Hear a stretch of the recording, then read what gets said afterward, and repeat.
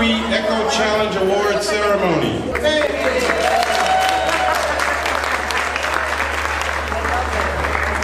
We're here tonight at the beautiful Long Key Nature Center once again. And what a perfect venue this is for this event. Could there be anything more perfect than this? I don't think so. This is just beautiful. Now, for those who don't know, P3 stands for Preserving Our Planet for Posterity. And we're here today to honor the schools and environmental stewards that are committed to preserving the natural environment, educating our students, creating beautiful gardens, and promoting and implementing measures that foster sustainability throughout our communities. Of course, tonight's event would not be possible without the generous contribution of our many sponsors. These groups provide their support through cash, in-kind prizes, and tonight's celebration.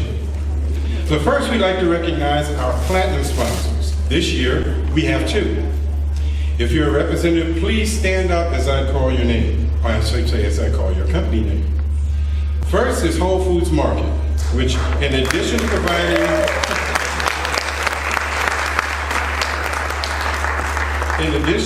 providing the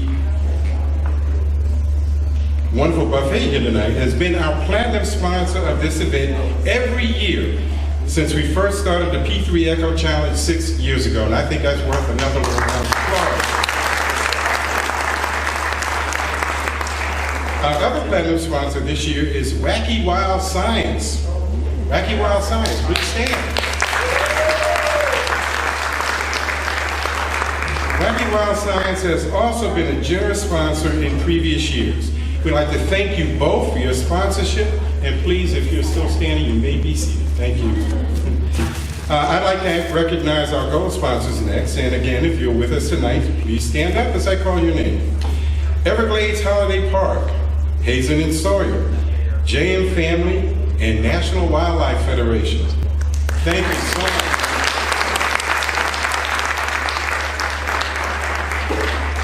I would also like to recognize our silver sponsors and ask them to stand up as well as I call their names.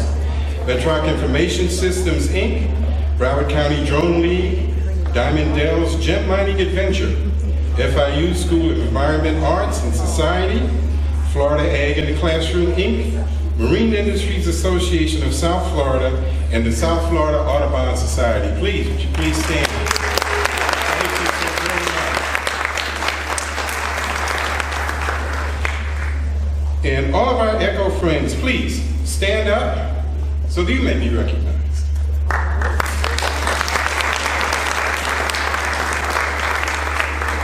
Big thank you to all of our sponsors and ECHO friends who you see listed on the banner. Let's give them a big hand.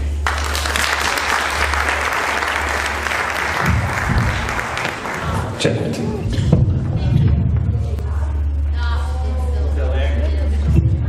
I can't get in the room tonight.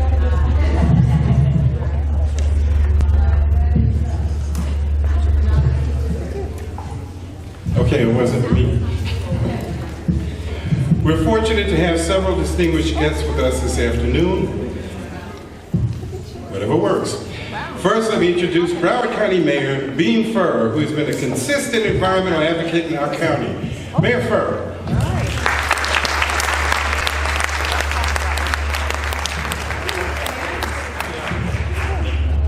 That's quite a hum here. Is that better? Hey. Hello, everybody.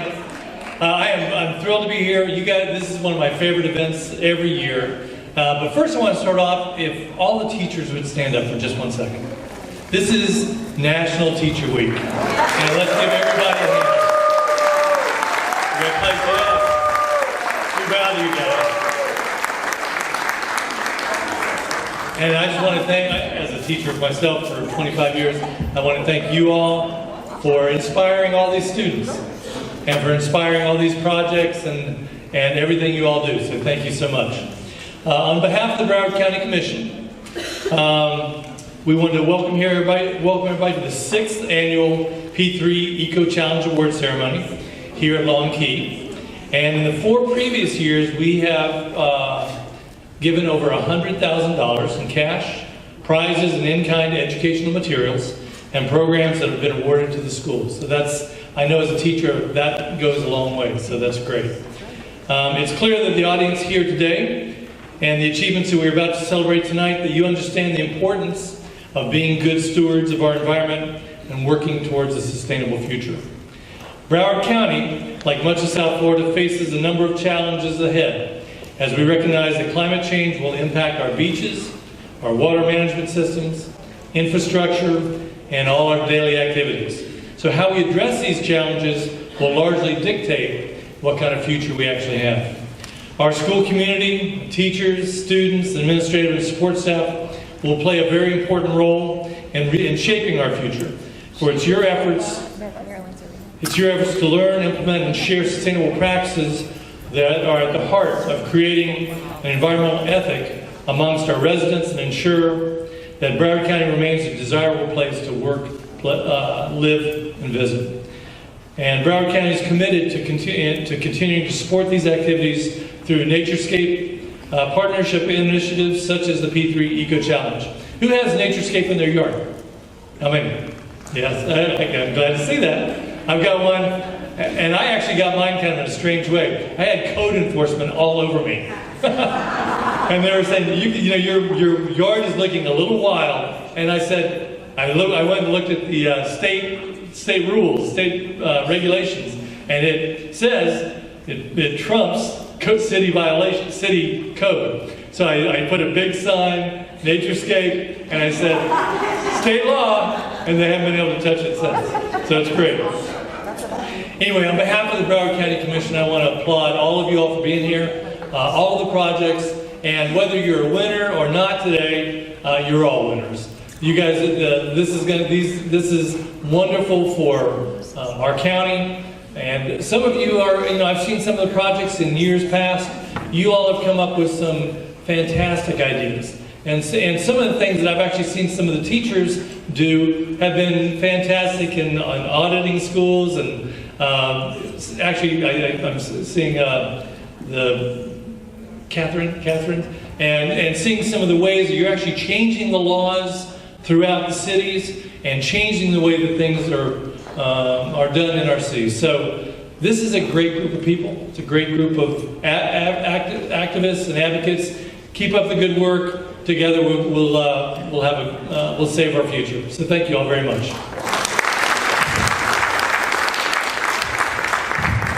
Thank you, Mayor. Yes. Thank you, and thank you for solving that technical glitch. Apparently, it seems to be the way to do it. It's my pleasure right now to acknowledge one of the leading ladies from our school board, and also my boss, but we're not going to throw that in. And I'd like to ask if she'd please join us up on stage right now, Miss Lori Rich Levinson.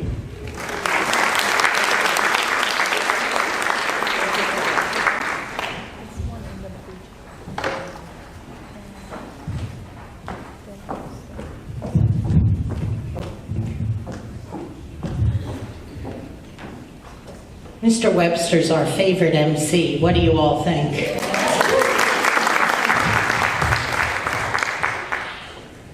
Good afternoon. First, I'd like to express my enthusiasm for being here at the 6th Annual P3 Eco Challenge Awards. I come each year to this. Like the mayor said, this is one of my favorite things, to come here and recognize all of you for the efforts that you are making. Over the past 5 years, Broward County Public Schools has made great strides in implementing environmentally sustainable measures and green initiatives within the schools and communities. And that would not be possible without all of you. One of the things I love about this event is that we recognize teachers, students, administrators, and non-instructional employees, which I think is really important because it's across the board. And let's give all of our nominees a round of applause for everything they do. Integrating environmental projects into curriculum not only allows our children to enhance content knowledge, but it also enables them to become environmentally literate citizens who can make sound decisions on issues affecting their immediate environment and the world. And it's also a lot of fun, which is something we need to continuously do in our classrooms to keep our students engaged.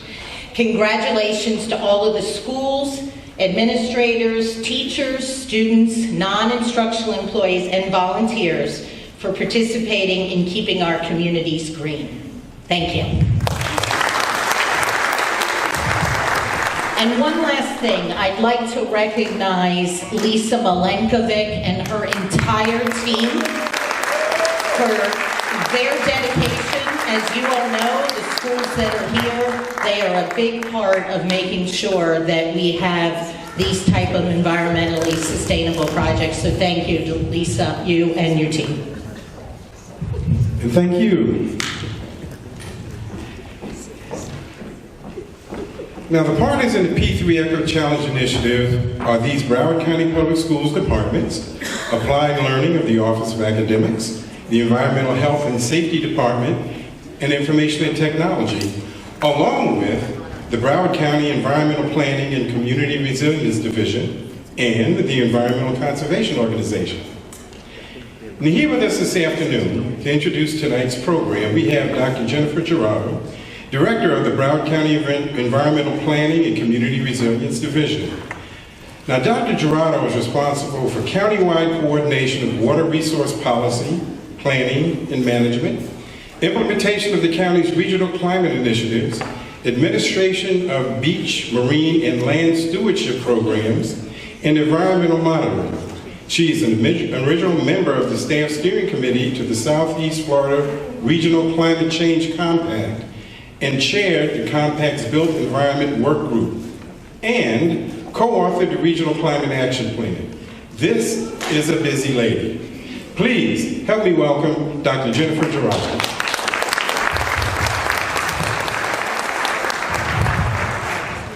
All right, well, thank you, Mr. Webster. It really is a pleasure to be here again today. It was funny, taking the drive over, and I was thinking, well, I think it's been 3 years because it just seems so fresh when we first came together and started the planning. It's just incredible to think it's 6 years later, how this initiative has grown, and it's just so impressive. Each year I'm overwhelmed by the quality of the applications, the incredible skill and talent of the students, the enthusiasm of the instructors and volunteers who are working in the schools. And as a parent too, and I have young kids, increasingly I just celebrate the powerful influence of educators and think, what in the world would we do if you didn't have that dedication happening in the classrooms, and just feel immensely grateful of the team that's there to support the students, encourage creativity, give them the tools and freedom to apply their talents and the encouragement. And increasingly we're working on these issues of climate and resilience in Broward County with more and more partners who understand the very deep implications that a failure to act in a severe way to really transform our community. We increasingly know what's at risk. We talk about this being the existential threat that really affects public health and community livability and the economics of being able to stay in an area. And you're educating young people and hoping that they'll have the interest in staying in a community where they've grown up, and that they'll bring the talent to bear on the challenges before us. I know that in the business community, in the private sector, they're desperately thinking about how do we bring more talent to this particular issue and retain these bright young people in our community and address issues, of housing and so forth, that young people can stay. But there is so much promise that is represented in this room. It's overwhelming, and it's such a privilege to have been part of the evolution of all of this practice. And you talk about hands-on learning, and it's so represented here, but it isn't just a way to learn. It's so much the practice of applying what they're going to use as young professionals in the community and giving them this advantage, this head start. So it's a really great transition to the types of roles that they'll provide as, and you young people will provide as contributing members to the community, whether it's in your professional capacity or just through civic engagement. So it's really exciting to observe that, and I want to take a moment to also acknowledge our staff in the Environmental Planning and Community Resilience Division that works so very closely with the school board staff year to year on the environmental partnership. I'd like to acknowledge Robert Rudolph, who's our water policy planning manager, and Rose Clark, who oversees the NatureScape program, and Victor Suarez, who's dedicated to the schools. I know you all know him. Maida Angelotti, who works so closely with the school staff and facilities management team. Kimberly Mayo, who's supporting everybody in every role, always. And Carolina Morin, who is just our dedicated, enthusiastic water resources manager. And she's just been an incredible asset. And I just want to call your attention and take just 2 seconds as a moment of privilege to, one, call your attention to the very incredible effort that's taking place this week and for the duration of the year, which is a regional media campaign on issues of climate change, sea level rise solutions, and the relevance of this particular matter to our community. If you've not seen the coverage, take a look at Sun Central, Miami Herald, Palm Beach Post. They're all partnering in a year-long committed effort to raise this issue with the broader community and help communicate the challenges and need for action in our region. And I also want to note in this transition to our keynote speaker, how impressive it is to think about the powerful influence of young people in this conversation. We see that play out quite often, right, on a number of social issues where young people are leading, and we saw that earlier this year. And it's my privilege to take a moment now to recognize who's going to be our keynote speaker this afternoon, Delaney Reynolds. It is incredible to think, and I was sharing with her, that I think I've seen her since maybe the age of 12 and really watched her evolve as a spokesperson and an activist on issues of climate and youth engagement. As you'll hear and see from her, she's just a massive ball of talent and energy and influence. It's just a prime example of the kind of capacity and brilliance that's represented in the young people that we have here. And to note, too, how interesting that it is over the years, how many forums we've shared together. And it's really a privilege because she's just so talented, and I can only I'm in awe thinking about how much she manages on her plate as she's been working to complete her studies. But I'm now going to introduce her formally. She is a young lady that has made quite an impact on environmental issues, especially the issues of climate change. She has been called one of the leading voices for the environment for her generation by Philip Cousteau. Delaney is a freshman at the University of Miami, Rosenstiel School, Marine and Atmospheric Science, where she's pursuing a double major in marine science and geology. She's a recipient of both the Singer Scholarship and Foote Fellowship. She's the founder and CEO of the Sink or Swim project, and she's an active in political advocacy and seeking solutions to some of the world's most pressing environmental challenges.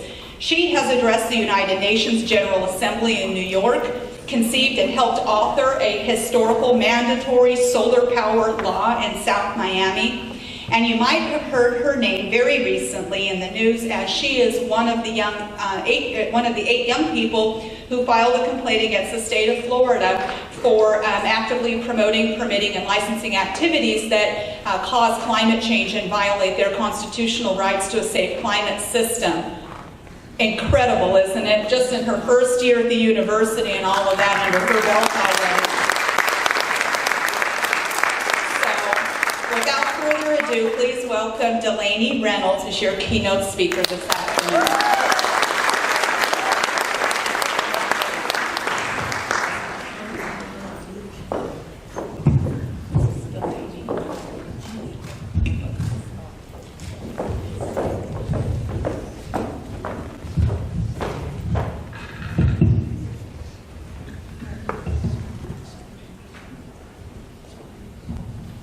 Thank you, Jennifer. Good afternoon, everyone. How are you? Good. So thank you so much for having me here with you today. I'm excited to be with you and to talk about pursuing your passions. Before I start, allow me to please thank Ms. Rebecca Malones and Ms. Maina Angelotti for having me here today.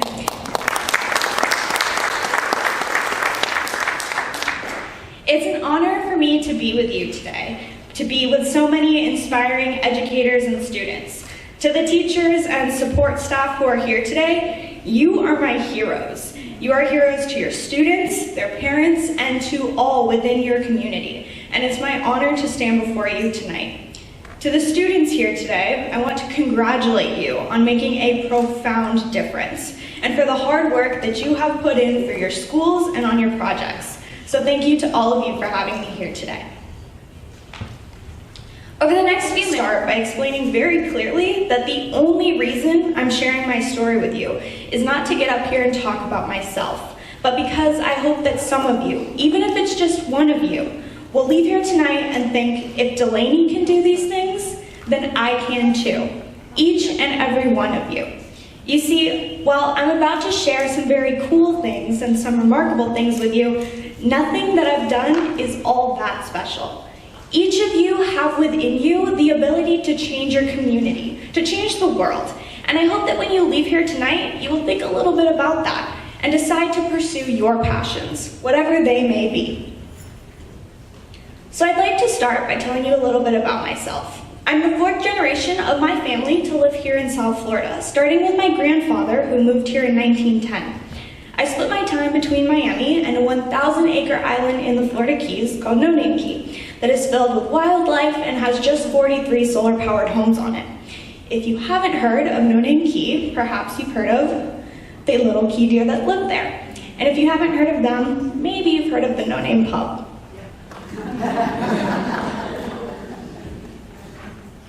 So I guess you could say that my life has always been surrounded by water, and I think that that's where my passion for the environment and marine science comes from. I am so happy to share with you, especially with the teachers and school administrators who are here today, that one of my passions is writing, and that my 3rd grade teacher, Mrs. Carlson, had a tremendous impact on me and continues to inspire me. You see, as a year-end project, a gift for our parents, Mrs. Carlson had each student write a paragraph about the laws of our universe, and with it create a drawing. Those stories and drawings were then made into a book that we gave to our moms and dads. On the way home from my last day of 3rd grade, after giving the book to my parents, I announced from the back seat of our car that I wanted to write and illustrate my own book. And thus began a journey that led me to write, illustrate, and publish 3 children's books during elementary and middle school about animals in and around No Name Key in the Florida Keys and about sustainability too.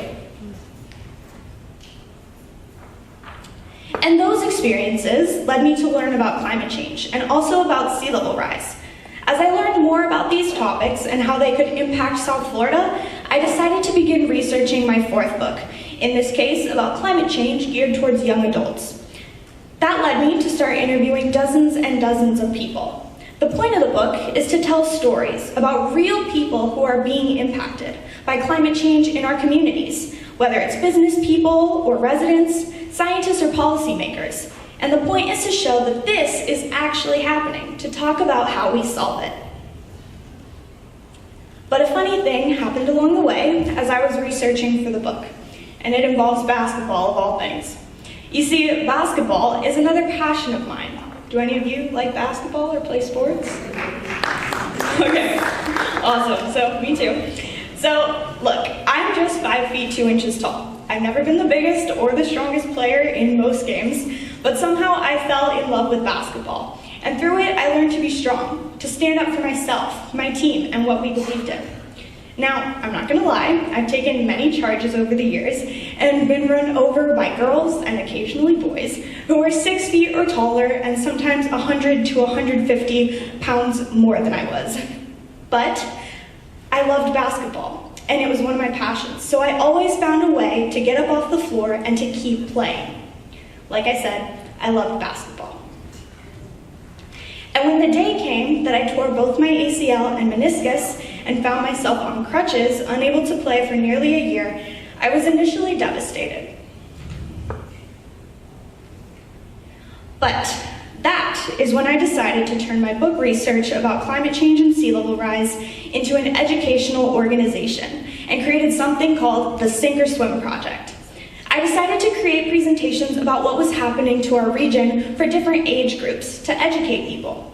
I've also created a website, miamisearise.com, wrote and illustrated a comic book on the topics entitled Where Did All the Polar Bears Go? And I began publishing a blog on the topics to help people learn. My core work is in the classrooms, presenting to elementary, middle, and high schools, where I share information about climate change and sea level rise, and where I find that children and young adults of all ages get it.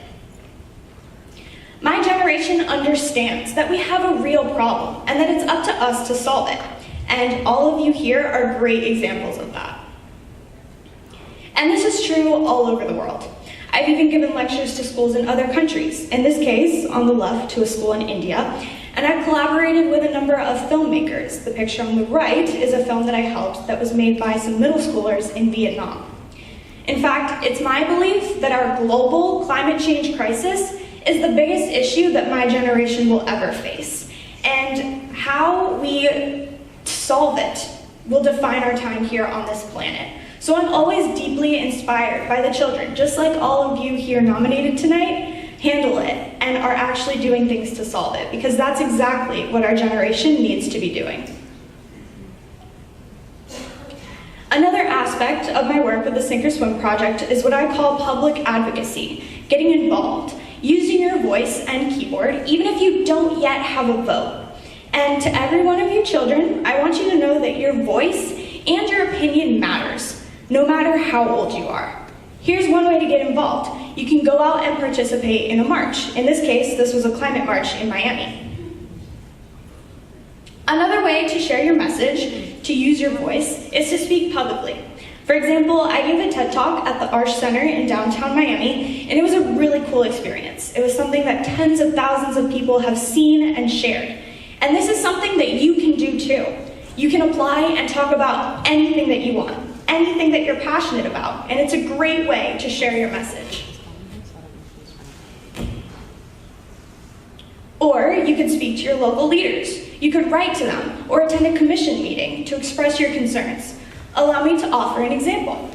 Miami-Dade County's mayor has historically not really talked about climate change, and since before 2016 hadn't done anything about the topic.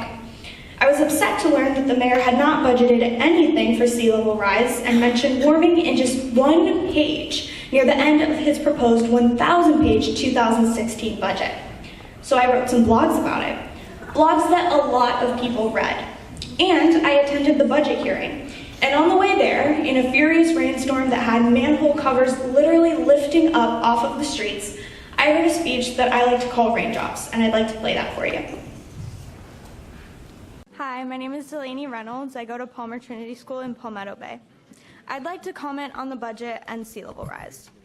As I drove here, it was raining. And as it rained, I imagined that there were millions of raindrops falling from the sky. In fact, there probably were. And as I thought about coming here, those raindrops were a metaphor for your $6.8 billion budget. And I thought to myself that just one of those drops is equal to the small amount of money which you are allocating in the budget towards mitigating sea level rise. First, there was little to nothing. Then, $75,000. And I think I heard today about $300,000 were allocated. I'd like to suggest that that's not enough, that our community and environment deserve more. And in fact, I respectfully ask that you increase this line item to $1 million, and certainly nothing less than $500,000. What I've not told you yet is that I am the founder of an educational initiative related to educating children about sea level rise, entitled Sink or Swim, my website being miamisearise.com. And that through my work with this initiative, I can tell you that children, future voters, and their families, current voters, are deeply concerned about sea level rise. I implore you to show the world that Miami-Dade County is serious about sea level rise and dramatically increase your expenditure in this year's budget. We need to stop talking about it and start taking action to work together to address the catastrophe that our community faces. Thank you for your time and your consideration.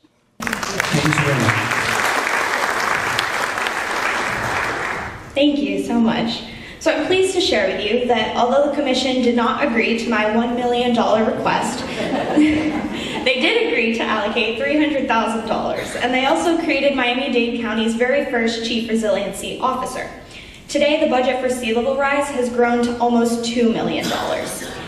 Yes, it's amazing.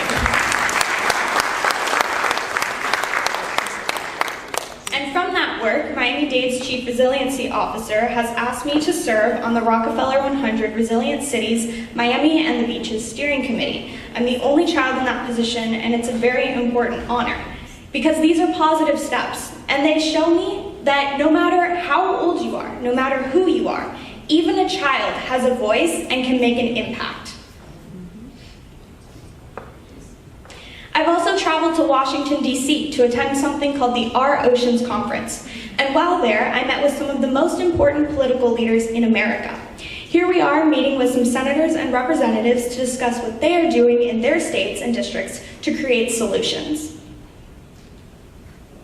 And speaking of solutions and getting involved, let me give you another example. In this case, related to probably what's my favorite climate change solution, solar power. One of my dreams is to see the Sunshine State, as Florida is often called, become the solar state. Experts predict that 50% of Florida's power needs could come from solar power by 2045 if we were to just start taking that goal seriously. My home in the Florida Keys is solar powered, and I've grown up seeing the benefit up close. And it just makes sense that we implement such solutions all over our state and country. I learned that 3 cities in California had laws that mandate solar power be installed on all new homes, and thought that such a law might help grow solar power here in Florida. So I wrote to about a dozen local mayors about implementing such a law.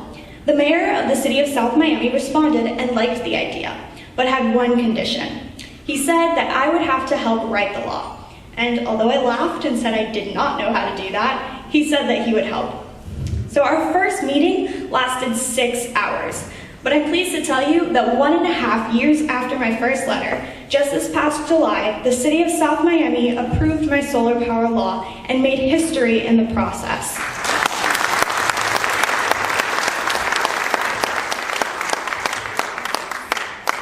Thank you, but these are things that you can do too. So in September, the ordinance became law and makes the city of South Miami the first city in the state of Florida, and Florida the second state in the US to have such a law. The law mandates that any new construction of a home or material renovation of an existing home must install the maximum amount of solar power possible on their roofs. And like I said, this is something that any of you could do regarding whatever you're passionate about. It starts with you reaching out to your local politicians, mayors, commissioners, etc., and getting involved in whatever you are passionate about. Recently, I also worked with an organization called Solar United Neighbors to create some short videos about the benefits of solar power. And I'd like to show you one as an example of how you can use videos to educate people about your passions.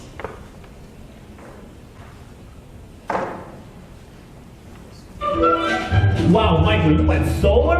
Yeah, I did. And it only took 2 days for these panels to go up. No. Yes. And with my PV solar, there's no maintenance. So I don't need this anymore. No. Yes. And we saved $1,600 in 2 years. No way. Yes way. And that means I can save $35,000 over 20 years. No. Yes. Did you know that it can increase the value of your home by more than $15,000? No. Yes. Hey, did you know that as soon as your solar panels go up, your roof practically starts printing money? No. Yes. Get in the know. Get some sense and go solar today. Everyone else is. Find out more at solarunitedneighbors.org.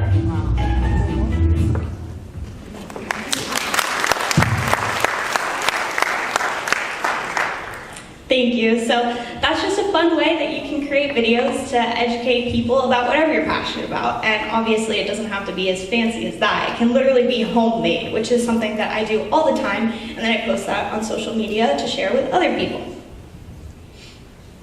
And so the more that I work at educating people, at advocating for solutions, the more people want to help me get the message out to the public.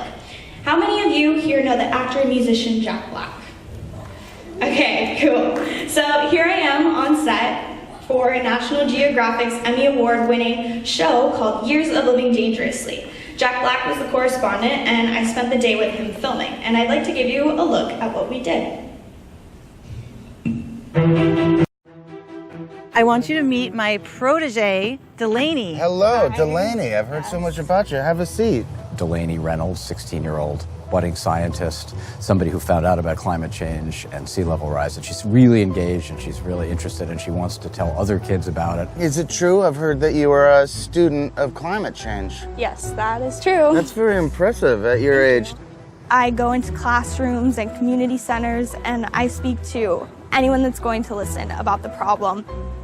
This graph shows predictions for sea level rise, and I show them real science from IPCC reports, Union of Concerned Scientists, NASA, and they get it. A message of hope, a message of solutions. And the surprising thing was it came from a kid. Today, I'm going to talk to you guys about my passion, which is global warming and sea level rise. So it seems like that's the trend with the youth movement. Yeah. It's like more and more people accepting what's happening. We have to come together and decide whether we want to sink or swim. Is there going to be a Miami when she grows up? Is she going to be able to raise her family here? Is she going to be able to live here? What if Miami can't be saved? Will you leave? If that does happen, then we're either going to have to get out or build up. But I actually have hope that that won't happen. We will be able to solve this problem. I think we have to solve this problem. 16 years old and so filled with promise and potential and hope. Have we given you hope? Yes, finally, I found some hope. We talked about hope. Can we do this? And we came to the conclusion that, yeah, we can. We just need to get kids on board and we need to get our political leaders on board.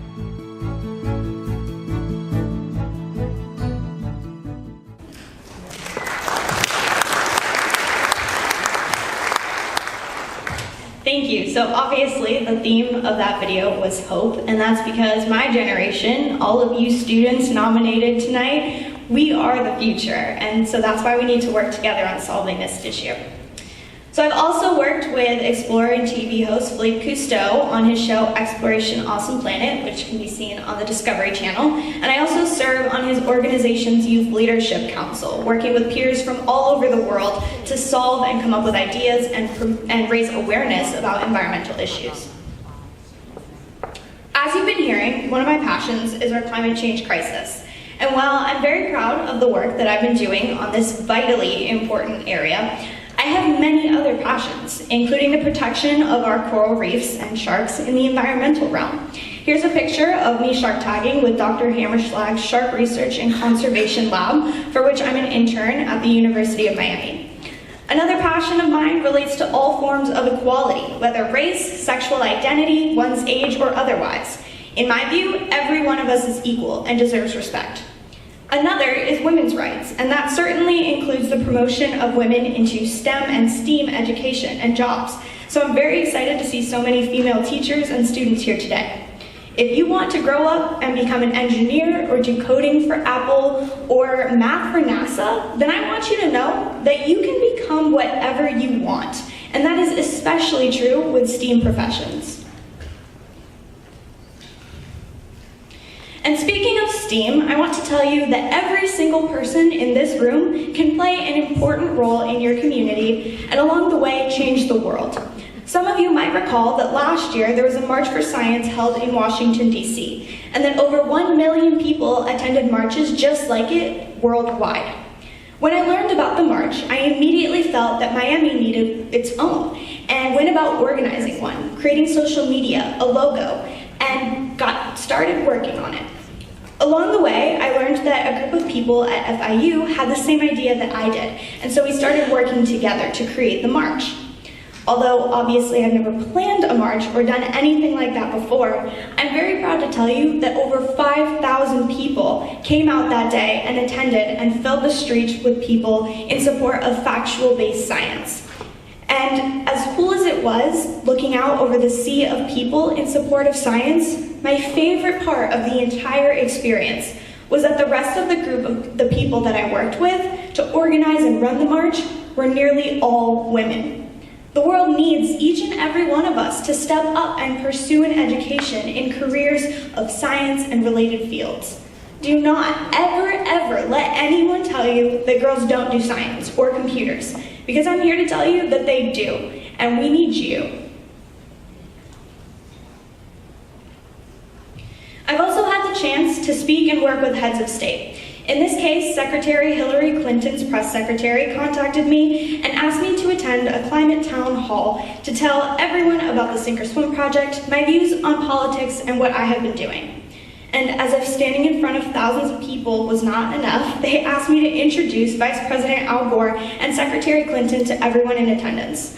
That work gave me a platform to share my message about climate change with thousands of people. And Vice President Al Gore later invited me to collaborate with him in his MTV special that aired in advance of the release of his latest book and movie, an inconvenient sequel, Truth to Power. For the filming, I met with the rapper by the name of Fat Joe at a local beach and talked to him about the effects of climate change. Here's a clip. So intrigued by your story. Why are you so involved with the climate change? The city of Miami Beach has already been seeing the effects of sea level rise. People can't drive through the streets, people can't walk on the sidewalks because during high tide, the sea is rising and flooding all of that. Miami Beach does have the potential of being underwater and extinct. I've been living in Miami for over 14 years. I love it here. Do you honestly believe that there's gonna come a time when the whole Miami Beach can be wiped out? Definitely. It's possible if we don't start solving this problem right now.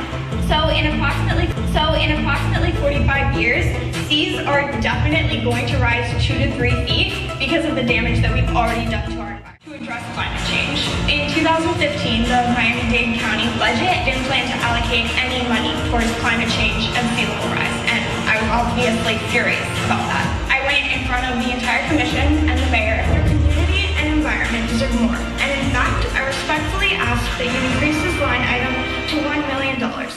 Although they didn't agree to my $1 million request, they did allocate $300,000.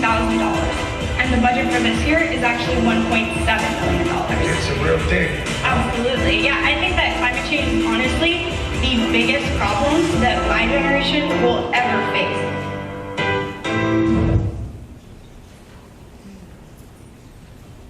So MTV then flew me up to New York to meet with Vice President Al Gore and to conduct a town hall meeting where we took questions from local college students about the effects of climate change and also heard their stories about how they have been affected. And it was truly an honor. As another example of my advocacy work, last summer I was deeply honored to address the United Nations General Assembly on World Oceans Day on behalf of UNESCO and the Everglades National Park. Like I said, if you work hard at pursuing your passions, then amazing things can happen. I have to admit, I'm pretty amazed by the response to my work, but I also sincerely believe that what I'm doing, anyone in this room can do too. I'm positive that if you simply pursue your passions, if you're willing to truly make sacrifices, each of you can make a difference. No matter who you are, where you're from, or what your challenges might be, you have a voice. And it's my experience that people will listen to you. If you don't speak up and out, then none of us have the right to complain. But if you have a concern, an idea, a passion, I would encourage you to share it with your community and the world. And what I think you will find is that you will become a part of the solution because people will listen. Thank you so much for having me here today, and please, never ever stop pursuing your passions. Thank you.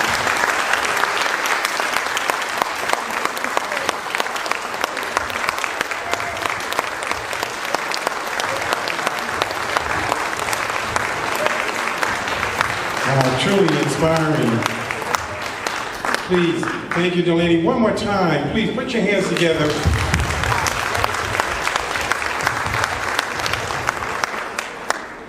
Well, young people, I hope you were listening.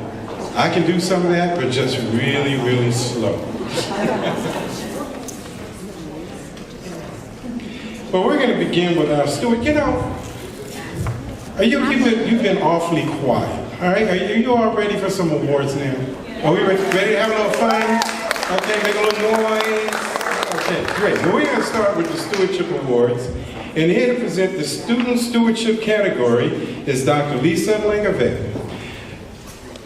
STEM plus computer, I keep messing that up saying it's going to say STEM and, it's STEM plus computer science supervisor in the Applied Learning Department.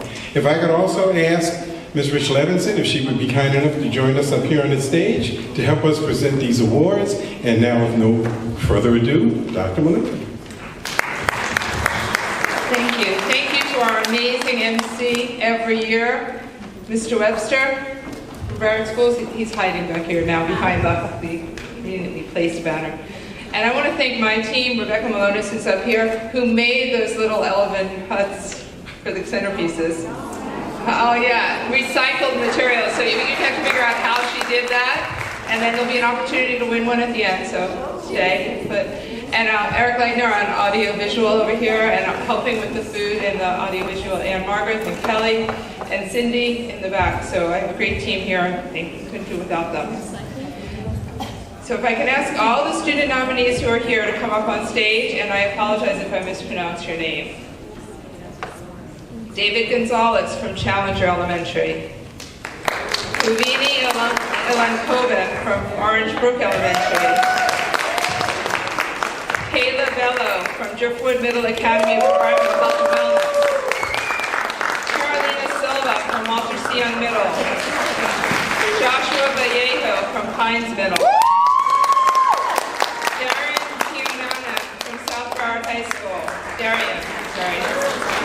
Jacob Ewert from South Plantation High School. Kyler Lopez from South Broward High School. And Olesa Malakova from South Broward High School.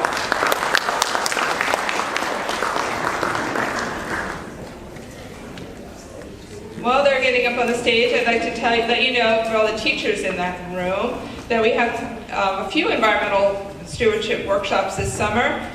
Two that are open already on my learning plan, National Wildlife Federation Habitat Steward. It's like summer camp for teachers. You go to a different park in Broward each day and you learn. How many National Wildlife Habitat Stewards do we have? If you can raise your hand. Just ask one of those people. They would do it again if they could. So I knew I would. And then we have a one-day, if you're not ready to commit to 5, a one-day Naturescape workshop also. That's in the first week after break. And then we have a new National Wildlife Federation Climate Academy that will be a 2-day workshop in I think it's the 13th and 14th of June. It's not in my learning plan yet, but it's posted on Yammer, so you can pre-register for that. So that's my little commercial.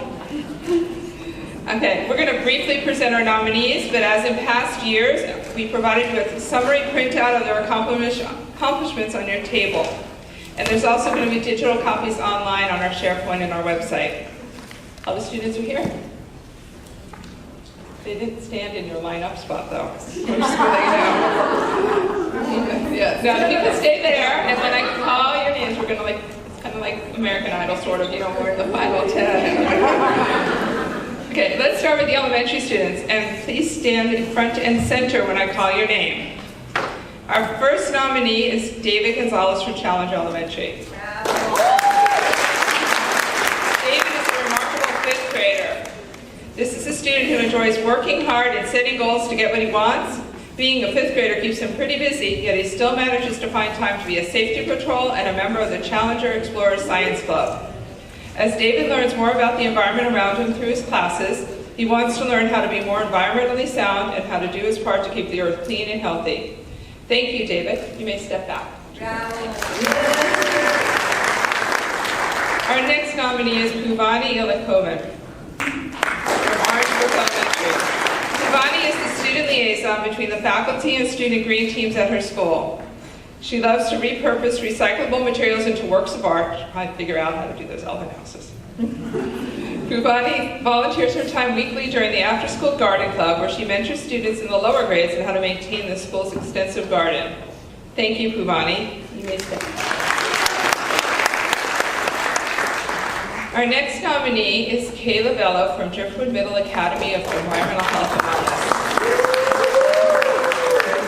Kayla is a well-rounded student with various talents and accomplishments in her personal life, as well as in the classroom, school-wide, and in the community.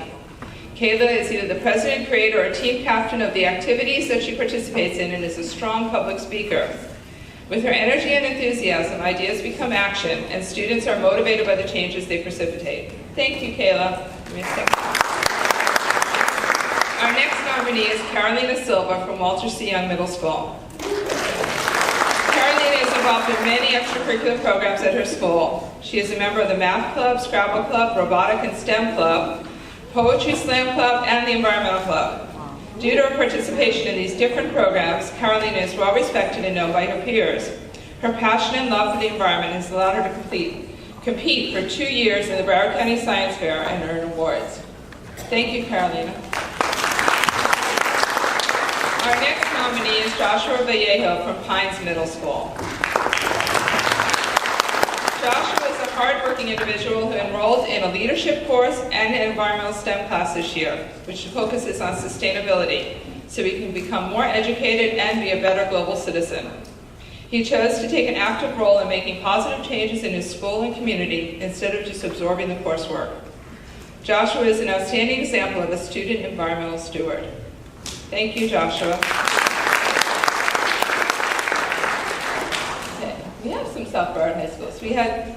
South Broward High School has their senior awards tonight, so we're missing a few of them.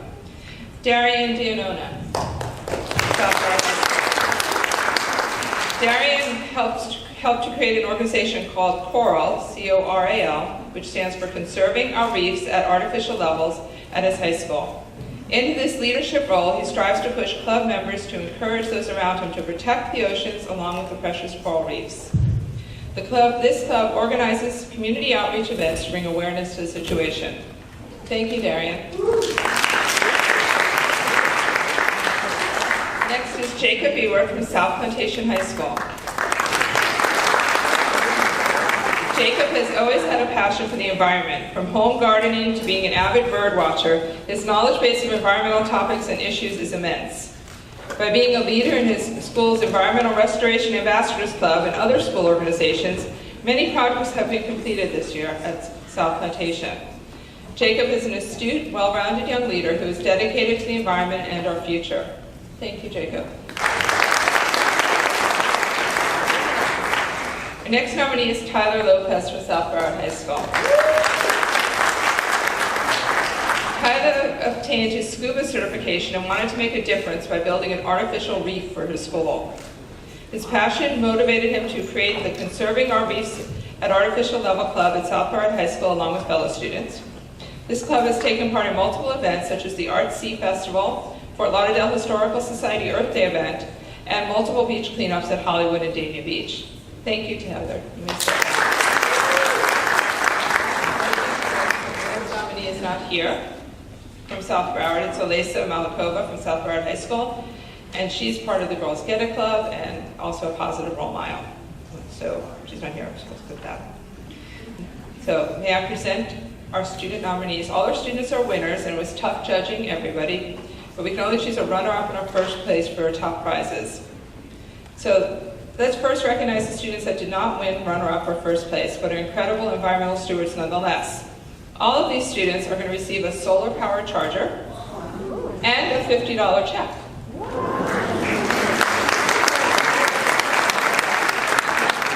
I'm going to explain this now, and then everyone else who gets a check, which is a lot of you in the room, there's a form you're going to get.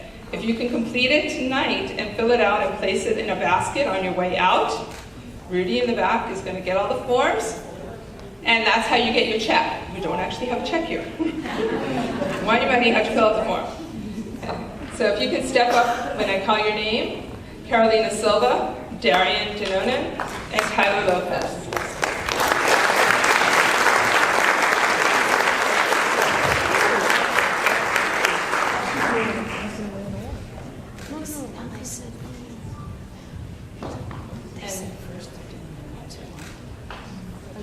Thank you so much for all that you're doing, and keep up and do more.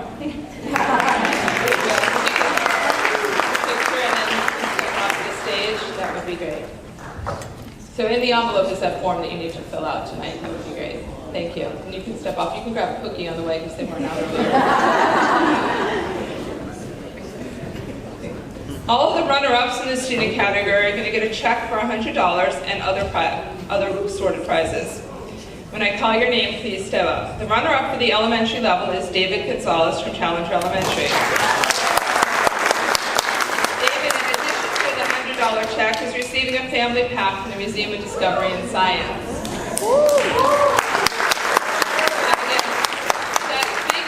Is not the actual check. The paper on the back of your certificate is what needs to be completed tonight to get the actual check. Well, that's much more impressive. Thank you, David. The runner-up for the middle school level is Joshua Vallejo from Pine Middle. Joshua is up to the charge of the $100 check.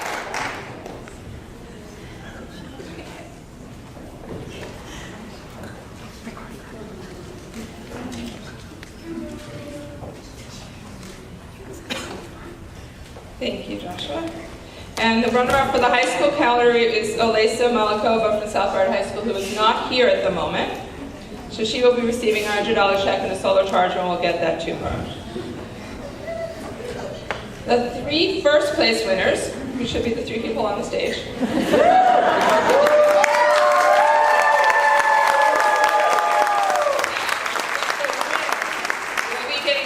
for $250, a sustainable bamboo plaque with the P3 logos, which is made by students at Wilton Manors Elementary, and other prizes. The elementary winners, Puvani Ilikovan from Orange,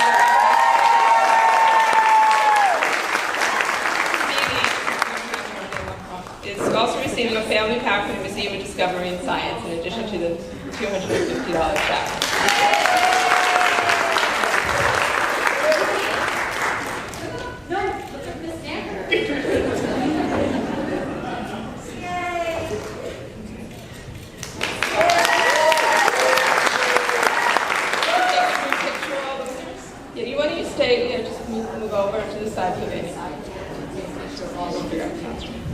The first place winner in the middle school category is Kayla Bello from Driftwood Middle Academy. Kayla with her plaque and her $250 check. Kayla, smile from Wisconsin.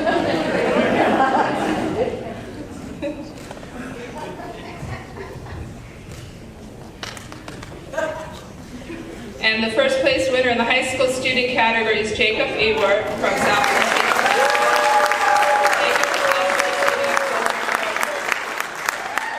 Thank you, students, for caring for the environment. I'm going to take a quick picture and then you can go back to your seats.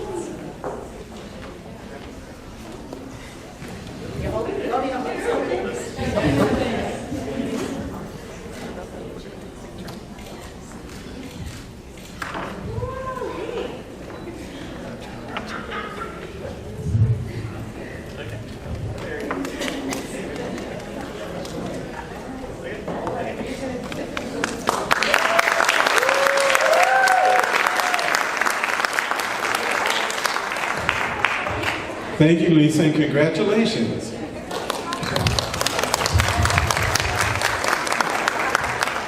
Okay, next we'd like to recognize all of our environmental steward nominees. They will be presented by members of the P3 Partners, the Environmental Conservation Organization. And here they are. We have Dawn Miller Walker of Science Eye, Robin Recasina of Sawgrass Nature Center and Wildlife Hospital, and Andy Roberts of the Youth Environmental Alliance. I'm down a person. Someone is missing. Robin, we won't let it get.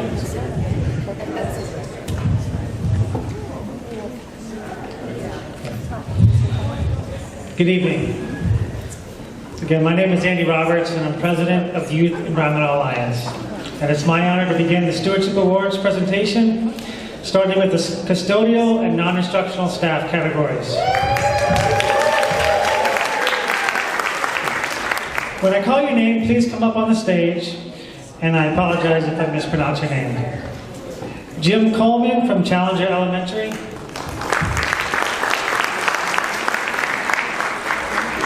Anton Lockhart from Orangebrook.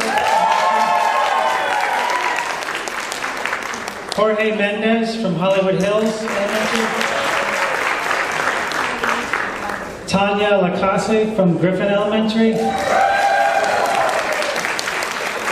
And Dion Nader from Orangebrook Elementary.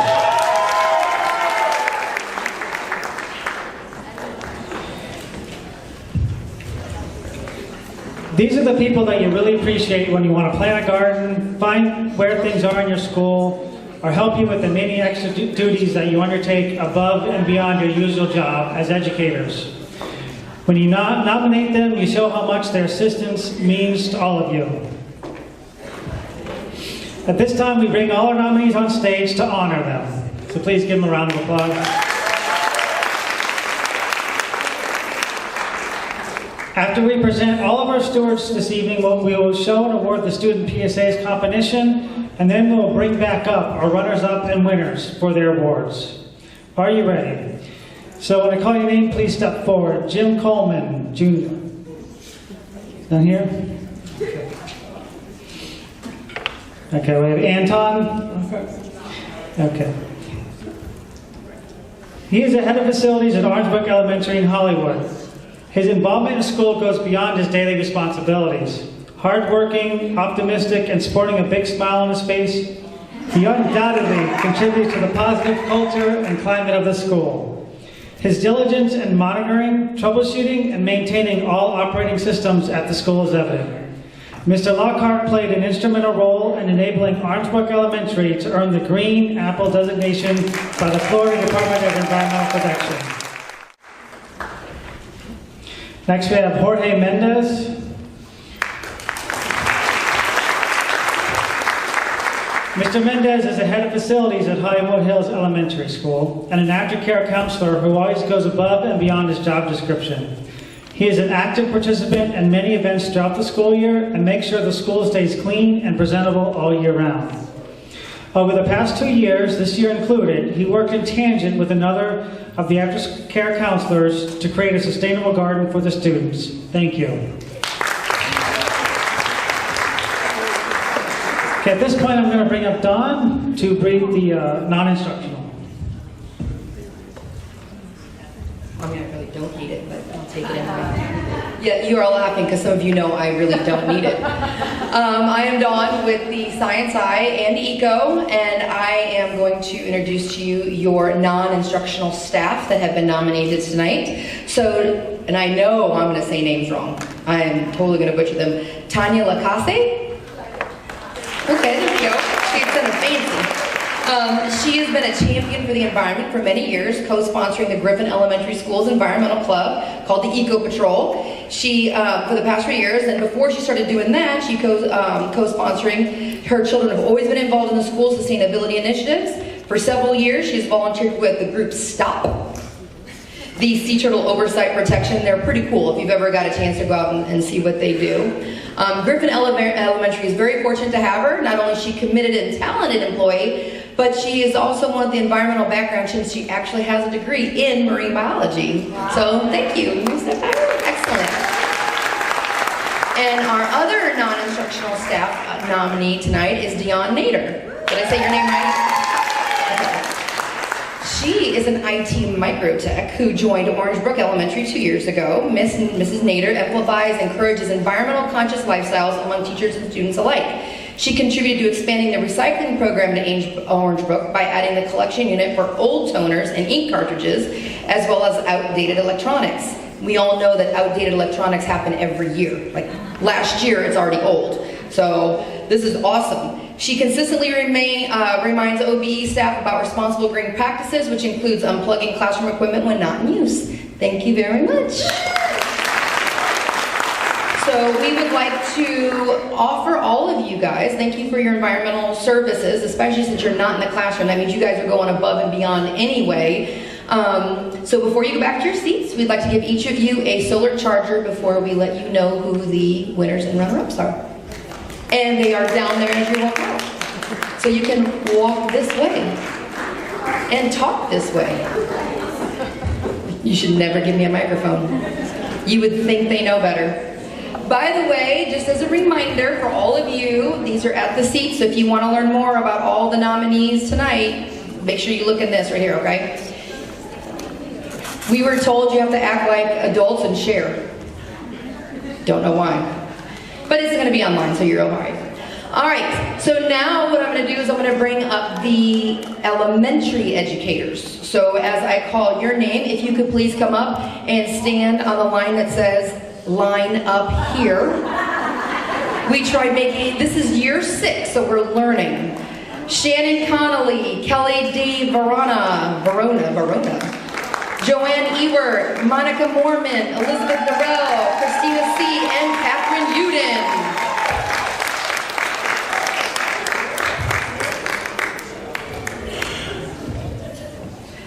The environmental education space is fairly small, but it's a dedicated community. I mean, you guys are amazing out here. You go to so many environmental events. I know I've seen you guys many times at like Water Matters Day or other environmental events. You get to see the same kind of teachers, the same people here and there. You see them at conferences. They do so many environmental initiatives in their schools and communities. It's great to know some of the faces I've seen before, and then there's some new ones up here as well. So I'm so excited that some of you have applied this year, have been nominated this year. It's also interesting because this year we normally have more middle school educators, and this year it's the elementary that's rocking it. So that means we have even more upcoming and even more starting at a younger age, which is wonderful.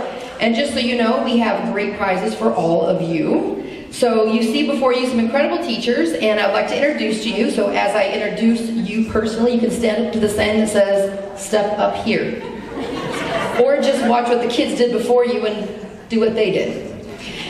Miss Shannon Connolly, she started working for Hollywood Hills Elementary last school year as the Autism Specialist Program's K-2 teacher. In addition to teaching the aftercare students ASL, she started plans for sustainable vegetable and herb gardens. In her 2 years at the school, she has left a lasting impact that brings life, color, and ownership to students at the school. Thank you. Kelly D. Verona. Sorry, I just really like saying your name. Am I saying it right? It's D. Verona. Who does not want to say it that way? Last school year, Miss D. Verona started the Davie Green Team at Davie Elementary to reduce the amount of paper and plastic bottles sent to the landfill. Mrs. D. Verona fosters the love of the environment in her team members by teaching them about the negative impacts of waste. The Davie Green team members learn to work together to get tasks done and how people can make a positive impact on the environment. Thank you very much. Joanne Ewert. Did I say that right? It's fine. It's fine. Well, how do I say it? Ewert. It's spelled with an E, not a U. I am hooked on in phonics here. Joanne Ewert has developed a gardening program for approximately 80 preschool students enrolled at Sheridan Hills Elementary. This is the second year of the program that started with 3 raised edible garden beds and now the addition of a butterfly garden to attract pollinators. The purpose of their gardening program is to educate young children on where food comes from and provide the opportunity for children to taste a variety of healthy foods. Nicely done. Thank you very much, Mrs. Stewart. Monica Moorman. Another name that's fun to say. I'm not going to lie, I've been saying it and I enjoy it. Monica Moorman is a 5th grade teacher for the gifted and high achieving students at Orange Brook Elementary. She has been a green team coordinator for the last 2 years and attends all types of environmental workshops to enhance her knowledge to bring back her students and to the school. Monica has spearheaded efforts that have led Orange Brook earning the Green Apple designation, the first in the Broward County to earn this distinction. So well done, thank you very much. Elizabeth Norell. Betsy has been the physical education teacher at Griffin Elementary for almost 20 years. After an initial year of unsuccessfully trying to integrate the garden into the classrooms using the classroom teacher, Betsy decided to work with all students K through 5 during her Science Fridays on growing vegetables in the school garden. Students planted seeds, replaced soil, weeded gardens, harvested vegetables, and then were able to taste the vegetables they harvested. Excellent job, thank you. Christina C. With hands-on activities and experiments, she has brought them to life. She has been at Challenger Elementary School for 2 years, and just in the past 2 years, she has been able to start the first science club and green club at the school called the Challenger Explorers.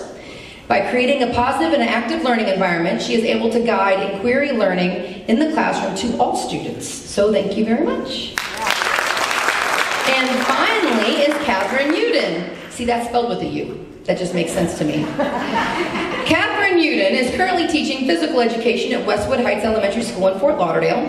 This school year, Catherine taught the school about recycling and trained all kindergarten through 5th grade classes on how to recycle properly. She is also the chair of the Surfrider Foundation Broward chapter, which helps mentor student clubs in Broward so that our youth can be involved in protecting our oceans. Thank you so much for that. So I want to thank you all for your service. Before you head back to your seats, don't forget to get your solar charger for you, and a solar charger for you, and a solar charger for you. Everybody gets a solar charger. And then we'll be calling up the winners after we do the middle and high school. Told you should not give me this one.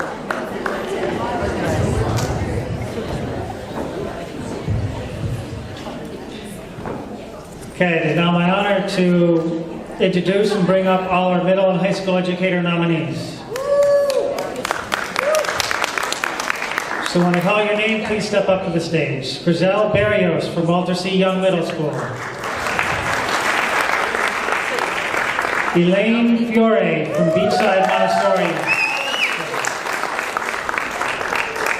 Matthew Hamilton from Crystal Lake Middle School.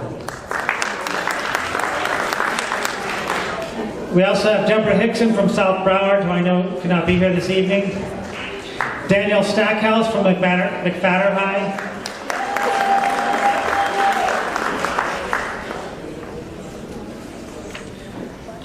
Okay, we'll just give them a moment. This has been a difficult time for many of us, with Hurricane Irma wiping out a lot of your hard work, as well as the tragedy at Stoneman Douglas. We are told that there are just so many things to accomplish in a short period of time, and some of us are just all burned out. We commend all of you who took the extra effort to fill out and complete your applications. Thank you. Please give them another round of applause.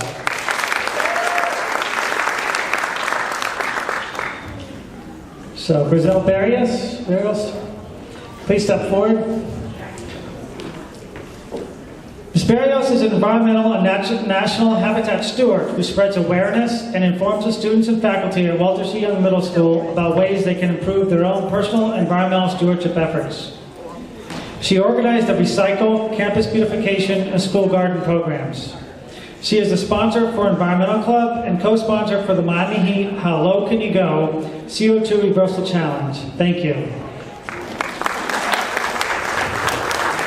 Okay, Elaine Fiore. At Beachside Montessori Village, Elaine guides and inspires young environmental leaders, her school and community to create solutions for the many challenges we face. She is a creative problem solver whose talents lie in drawing people from a variety of backgrounds to collaborate towards a common goal. This is demonstrated by the results of her ASU Sustainability Teacher Academy experience, which led her to create a middle school sustainability course and raise awareness of reducing her school's carbon footprint. Thank you. Okay, next up we have Matthew Hamilton,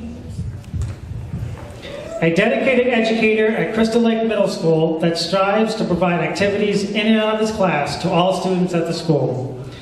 Through these activities, Matthew tries to instill environmental stewardship skills and assist students with developing traits that embody environmentally conscious citizens. In class, he has incorporated a program called Global Scholars, where students complete projects and share the information with peers across the globe. Additionally, Matthew is a club sponsor for the Environmental Club. Thank you, Mr. Hamilton. Our next nominee, Ms. Deborah Hickson from South Broward High School, is unable to attend as her school is also having another award ceremony. I'd like to just tell you a few things about her nomination. Ms. Hickson is a Maritime Marine Science and Technology Magnet Coordinator at South Broward High School. She is the motivating force in her school and community as she advocates for students as well as community members to learn about the issues that the marine environment faces. Through these efforts, our community has incorporated a variety of new policies and initiatives that make it a better place to live. Thank you, Ms. Deborah Hickson.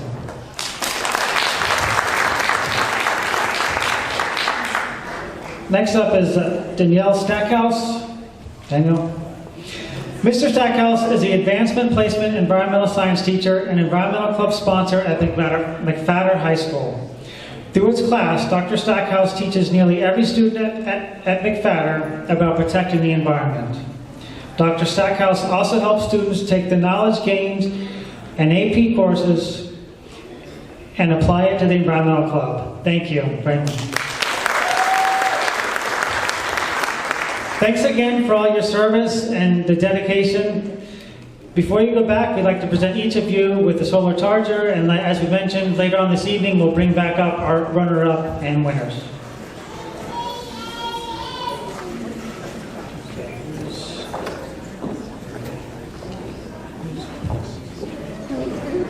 Thank you. Thank you, Dawn and Andy. Late breaking news.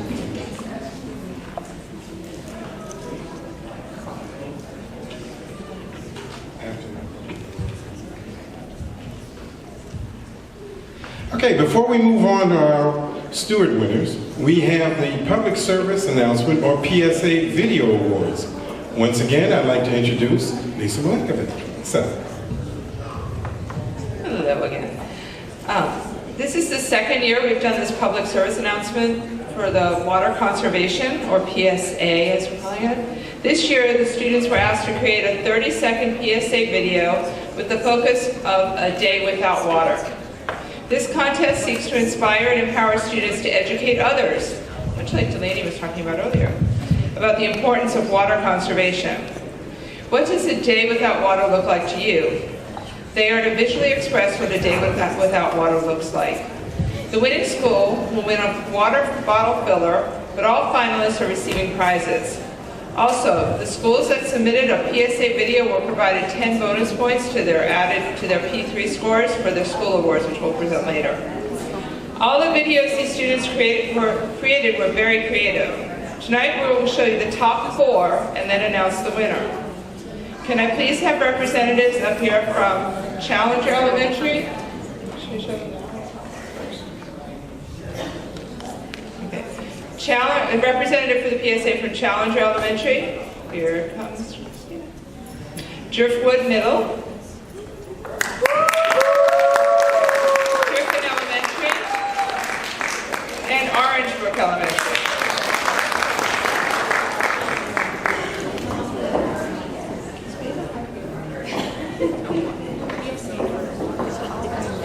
Maina, would you like to join me up here to present the award?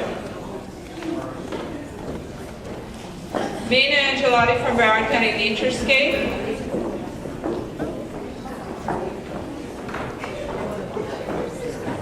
Okay, yeah, that makes more sense. You're not going to be able to see it here. It's going to be on the screen. So we're going to watch the videos. What are you doing? Sweden has 7 billion gallons of water are wasted each day. Stop what you're doing. Use the water to water those plants. Save your water and reuse it. Or you can recycle. Yeah. Okay. Got it. Save and conserve water. Small drops can make a big difference.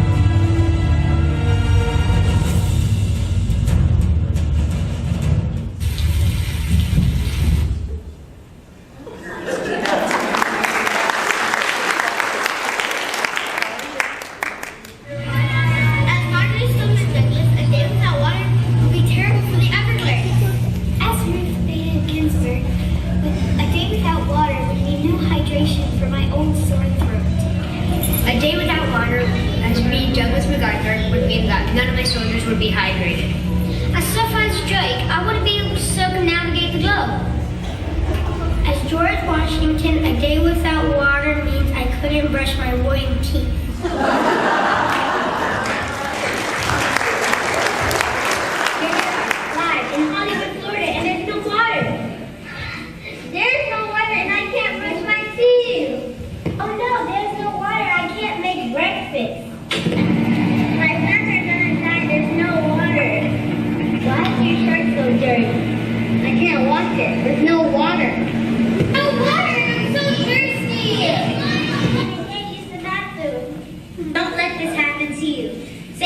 with these tips.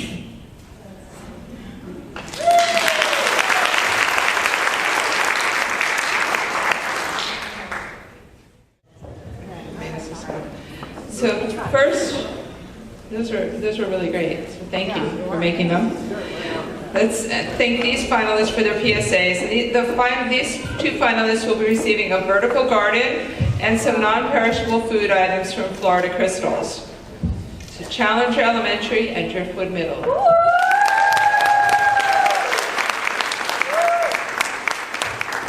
And goodies. And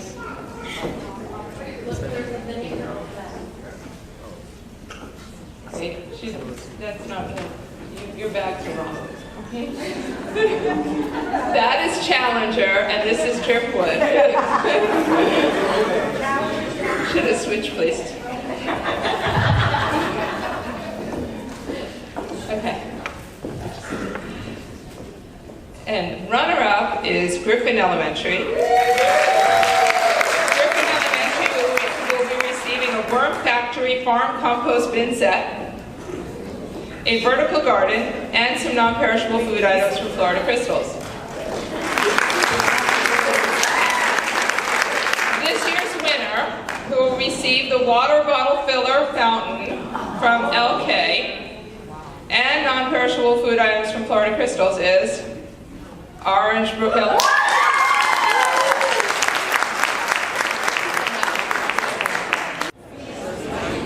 Okay, I bet you're surprised to know that really this stuff is written down, and sometimes we actually lose our place. That's okay. We know where we are.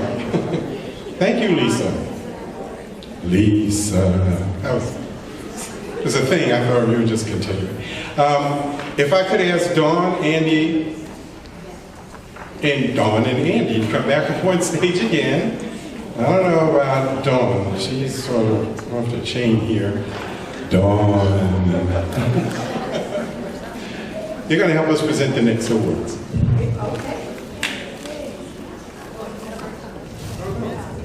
I get to do something first. I just wanted to say Dawn. That's what I was. First, we'd like to thank all of our educator, custodial, and non-instructional nominees for their environmental stewardship. Due to the generosity of our sponsors, everyone, and I do hope you mean everyone, is receiving a check. This means that even if, sorry? Okay, almost everyone is receiving the check. This means that even if you are not the winner or runner-up, you are also receiving a check and other in-kind prizes. Don't forget to fill out the check form and drop them off at the basket in the back. There is a basket in the back, and I saw somebody wave before. They're waving to the basket in the back. Okay, they are there, and they're ready to take your forms. Great. So what we'll do is we'll call the runner-up and winners up on stage. If I don't call your name, please pick up your prizes at the back of the room before you leave. Now, would the following individuals please come up? Jim Coleman, Jorge Mendez, Tanya Lacasse, Dion Nader, Monica Mormon, Christina C., Marcel Barrios, Elaine Fiore, Deborah Hickson, and Daniel Stackhouse.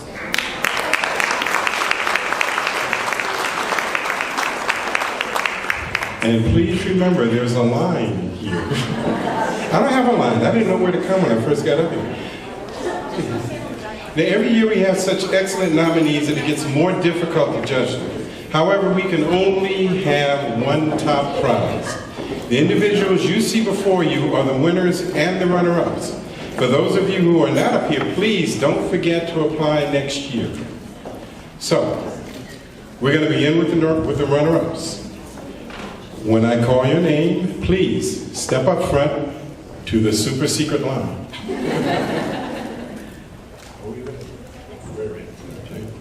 In the custodial and non-instructional categories, our runner-ups are Jim Coleman of Challenger Elementary and Dion Nader of Orange Brook Elementary.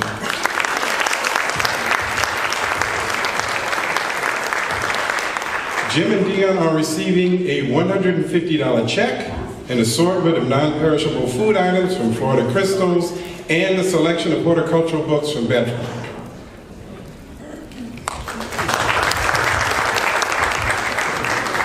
In the elementary, middle, and high school educated categories, our runner-ups are Christina C. of Challenge Elementary, Giselle Barrios of Walter C. Young Middle, and Daniel Stackhouse of Fatter Technical High School.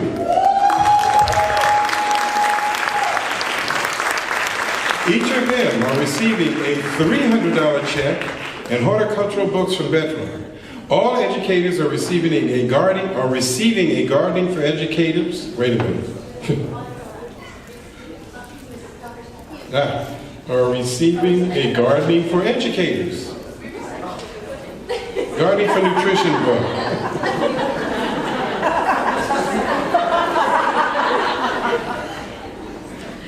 So it's not just me, I'm so glad. Christina is also receiving an ETA Hand to Mind Fun with Magnets, Gazelle and Daniel and Everglades Foundation curriculum bag. That was my late breaking news. Thank you so much. Thank you, runner-ups. You made the net, your receipts. Thank you. Excuse me. Excuse me, could we have the big checks back? We recycle. This is the place to do it. We're going to recycle. This is the place to do it. Okay, apparently some of our winners do not want to part with their checks. We're calling in security from outside.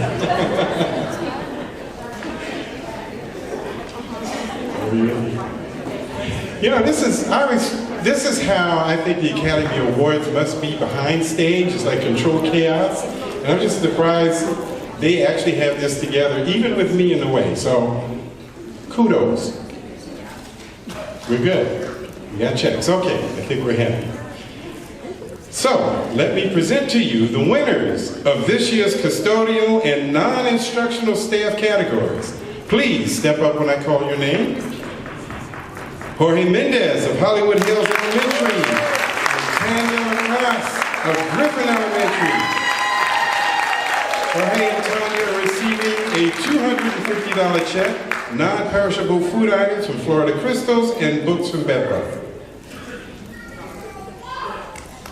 Thank you, Jorge and Tanya.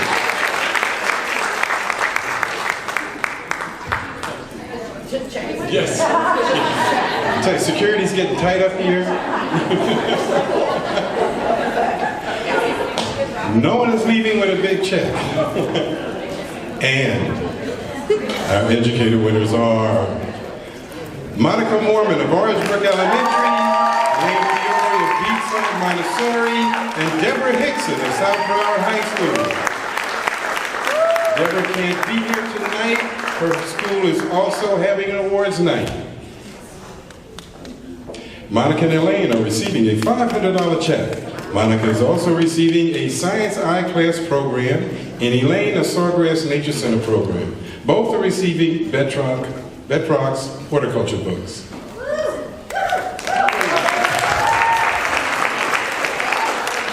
Deborah will receive a $500 check and a Youth Environmental Alliance program. Congratulations to all of our winners and all of our environmental students.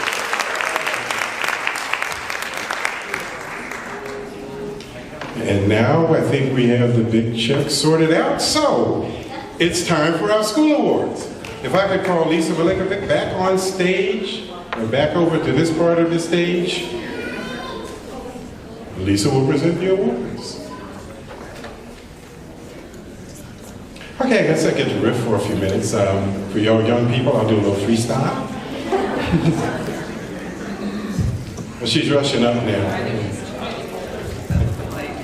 Everything's in a middle order. Okay, before we begin our school categories, we would like to congratulate the following schools for being designated Green Apple Schools by the state of Florida. They also received 10 bonus points in their P3 application. If you're from that school, when I call your school name, please stand up. Orangebrook Elementary.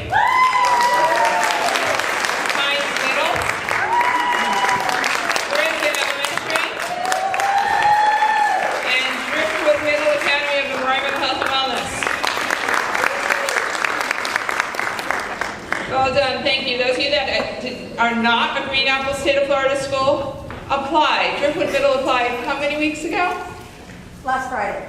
And they are already on the website. So our goal is to get the whole state of Florida website filled with Broward schools. So there's more Broward schools than the rest of the state of Florida. I think we're already there are more Broward schools on there than the rest of the state of Florida, which is 4. So we want you to go and apply for that. It's actually a lot less than applying for the P3. It's relatively straightforward. And if you need help, just email me. We'll get you help you get your data that you need to report. And that would be the first start in becoming a green ribbon school later on, which we have a few of those too. So there are 2 ways that schools can apply to the P3 School Challenge. They can either apply for all the categories and be eligible to win the top prize of $2,000, or they can apply to any of the 6 individual categories. Every year, we've been fortunate enough to have generous sponsors, and then we pass on this generosity to our stewards. All schools that applied will receive prizes for their environmental initiatives. And it was a tough competition for the top prize. All these schools are doing wonderful things in their schools, from school gardens to sustainability, recycling, community involvement, and the judges had to weigh in everything. You can read some of the amazing initiatives that our nominees are doing in their schools in the printed bios and summaries on your tables. Does anyone have a large check that says $250?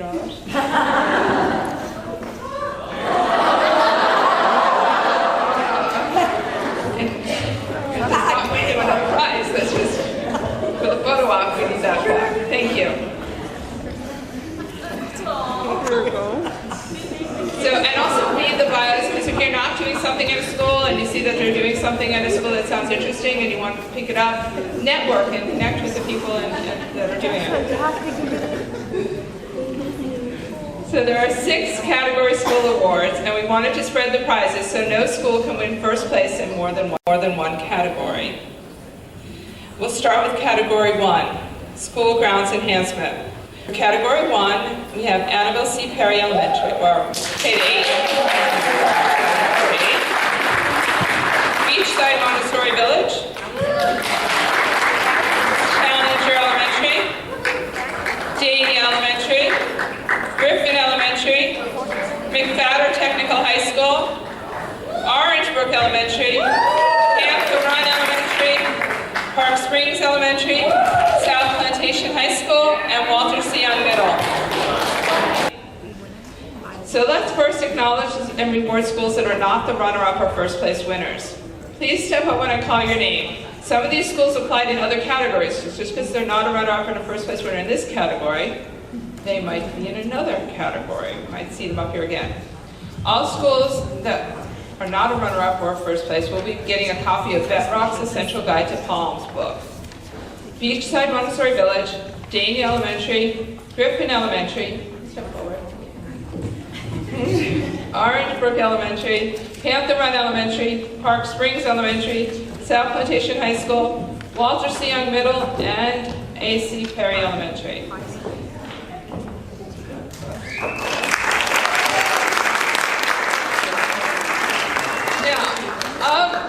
This huge number of people up here, most of them are going to be back in another category. A.C. Perry Elementary is their first year participating in the P3, and they only applied in this category. So they're also going to receive a $100 check and Nature's Native programs worth $350 to help you seed your environmental programs, so we can see you again here next year in more categories. So,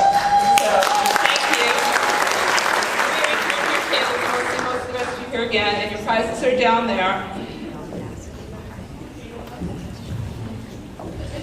Now, if you are part of these 2 schools that are up here, you guys can like move closer. Yeah. And if your team is here, so if you have other people that want to join in the picture with McFadder or Challenger,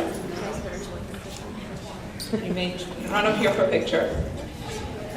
The runner-up is receiving a $250 check and the Bedrock's Essential Guide to Palms book. The runner-up for Category 1 is Challenger Elementary.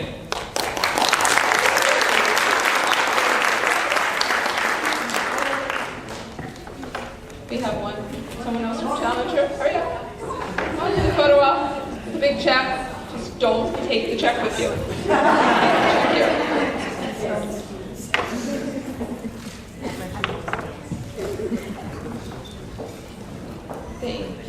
pleasure. Thank you for returning it. And the top prize winner for Category 1 will receive the winner's plaque, a $500 check, and Barrett's Essential Guide to Palms. And the winner is McFadder Technical High School.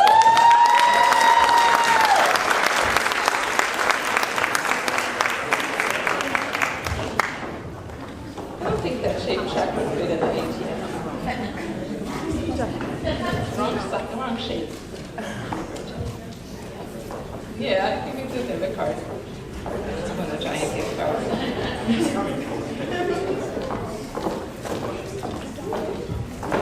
I'd like to call a representative from each of the following schools for Category 2.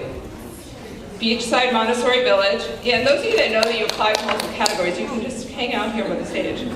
Beachside Montessori Village, Dania Elementary, Griffin Elementary, McFadder Technical High School, Orangebrook Elementary, Panther Run Elementary, Pines Middle, South Plantation High, and Walter C. Young Middle. Come back up on stage. For Category 2, which is school sustainability, schools had to document their energy, water, solid waste, and air quality and transportation initiatives. And as part of this, when we collect our energy data and our water data, we need to thank our facilities department. I don't know if Ed C is here or anyone from that department. And physical health, if you ever need to know what numbers, they're tracking your energy use and your water use and trying to help us all be environmentally sustainable. So they're part of our project team for this. So let's first acknowledge the schools that are not runner-up or first place winners. All schools will be receiving Vetrock's Essential Guide to Palms, so if you applied in other categories or you already received it, you're not going to receive another one, just one copy. These schools just step forward, and you'll probably be back in yet another category. I'm calling you now. Beachside Montessori Village, Griffin Elementary, McFadder Technical High School, Orangebrook Elementary, Panther Run Elementary, South Plantation High School, and Walter C. Young Middle.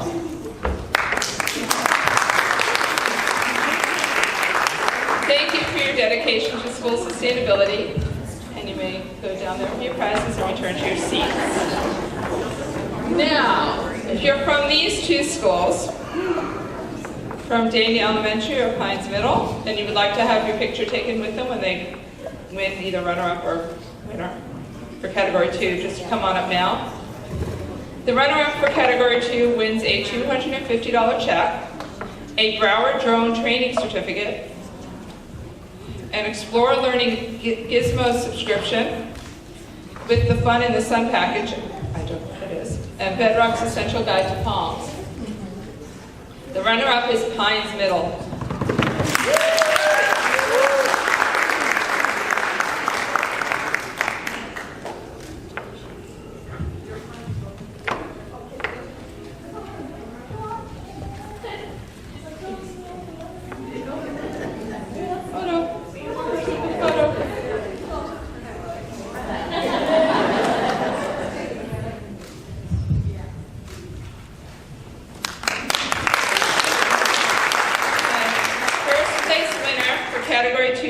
The first place bamboo plaque, a check for $500, and a Wacky Wild Science Steam Museum Family Night valued at $5,500, thanks to Wacky Wild Science. And the winner for Category 2 is Davie Elementary.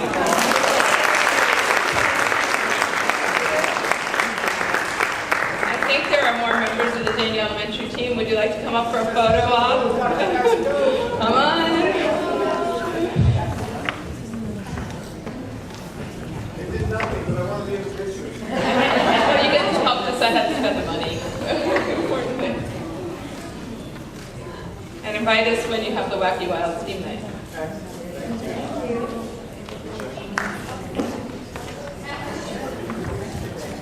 I'd like to call the following schools for Category 3. I see they stopped going back so far, so this is good. Beachside Montessori Village, Davie Elementary, Griffin Elementary, Lauderdale Lakes Middle, McFadder Technical High School, Orangebrook Elementary, South Plantation High School, and Walter C. Young Middle.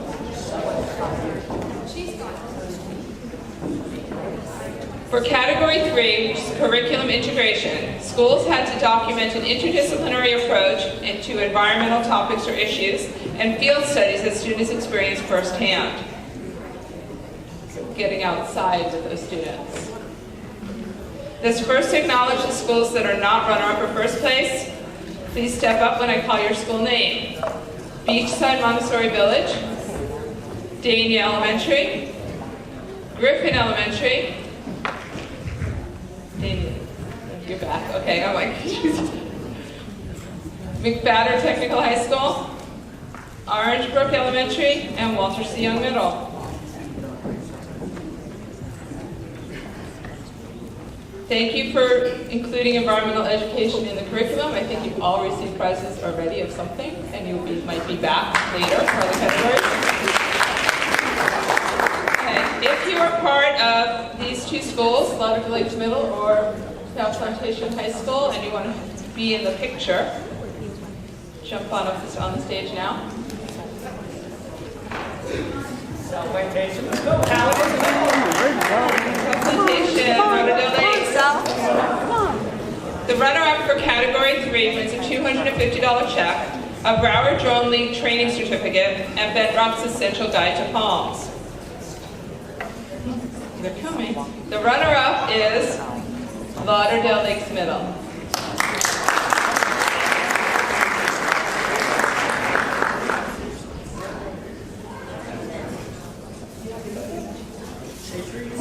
Taking a picture. Anyone else in the picture? Lauderdale Lakes Middle? They don't want to be in the picture. Okay. The first place winner receives the first place plaque. Okay, we're coming up for a picture.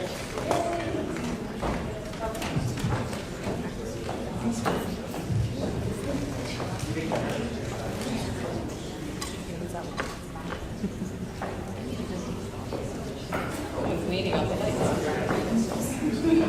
First place winner is going to receive a first place bamboo plaque and a check for $500. This year, the winner for Category 3 is South Plantation High School.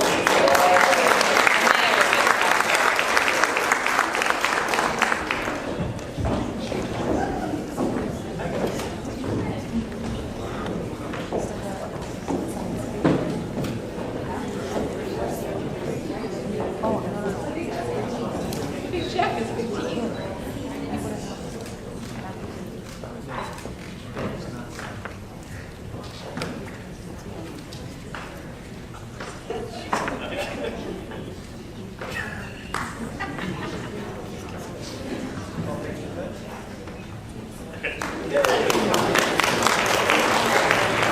Congratulations, South Plantation High.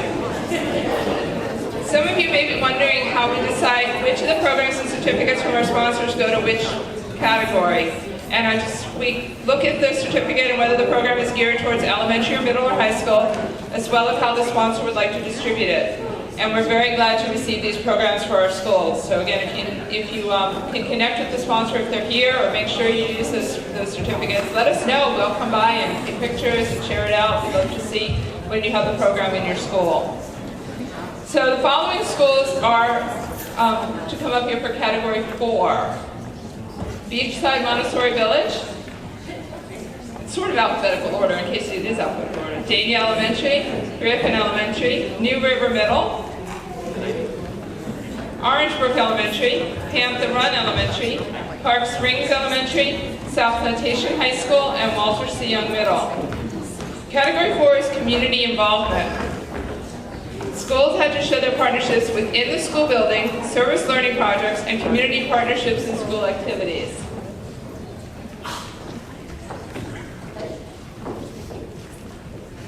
Let's first acknowledge the schools that are not runner-up or first place. Beachside Montessori Village, Davie Elementary, Griffin Elementary, New River Middle, Orangebrook Elementary, South Plantation High School, and Walter C. Young Middle. Thank you very much. And if you go down, we'll make sure you get your prizes. And some of you don't go very far because you're already the next one. If you're part of the team that's up here, you can come up and join your teammates. Wait, Walter C. Young was in that group. Roselle, Walter C. Young, sorry. She's done this so many times. It was like, you're not done yet. The teams that are up here should be Panther Run and Park Springs. I'm trying to recognize who goes from the school. The runner-up for Category 4 is going to win a check for $250. The runner-up is Panther Run Elementary.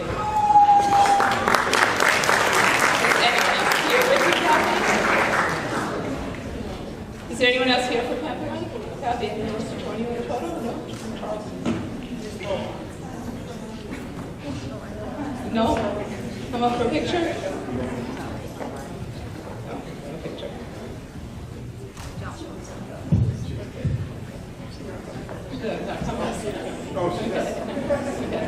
Don't forget to fill out the paperwork on the back so you get your check.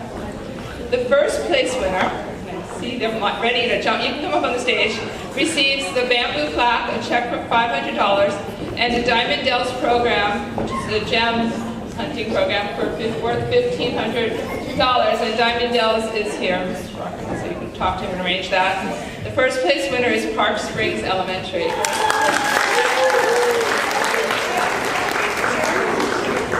Big check and the gem dig mining.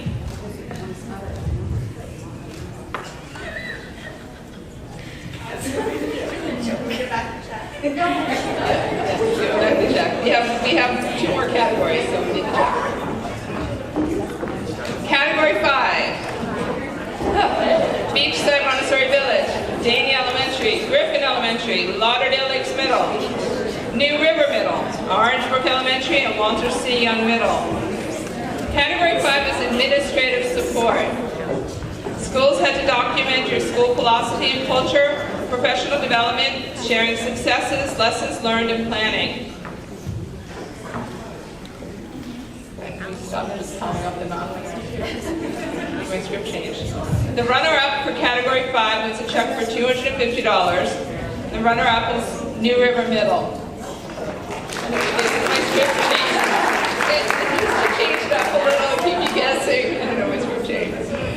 New River Middle wins a check for $250. Anyone else here from New River Middle for this photo opportunity? I had it differently here. I don't like subtracting people, so just go with it.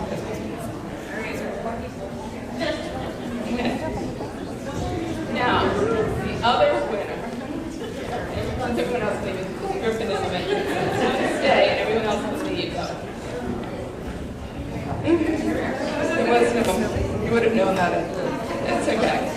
The first place winner wins a bamboo plaque, a check for $500, and an FIU Family Science Night event valued at $2,500. The winner is Griffin Elementary.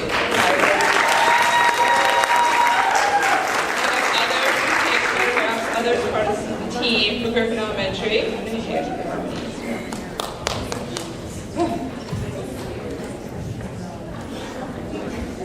We're almost there. There's only 6 categories here. That was 5. Picture, photo with big check. There's more Griffin Elementary team.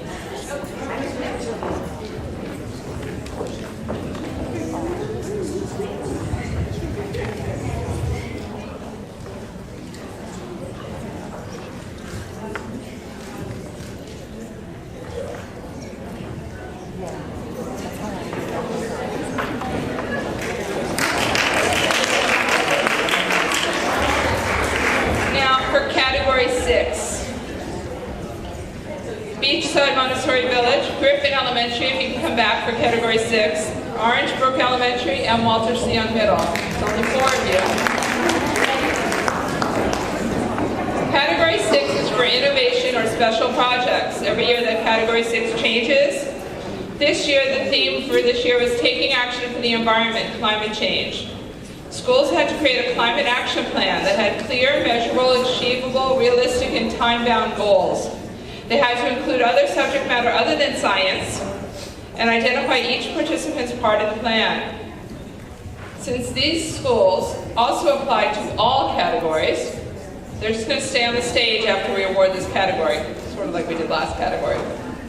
Category 6 is going to win a check for $250. The runner-up is Griffin Elementary.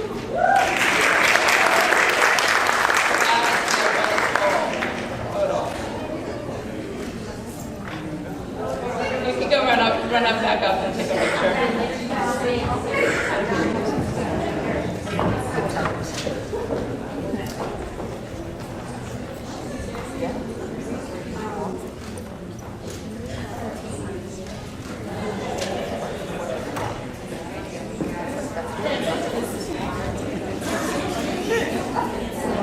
Thank you. The first place winner, category 6, receives a first place bamboo plaque, a check for $500, and a certificate for Alexandra Landscaping for school habitat valued at $500.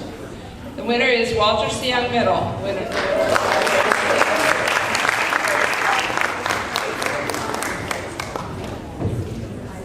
Now you're going to all come back here because you're also eligible. So Griffin, hopefully you didn't go very far because you're on the list. You are still there.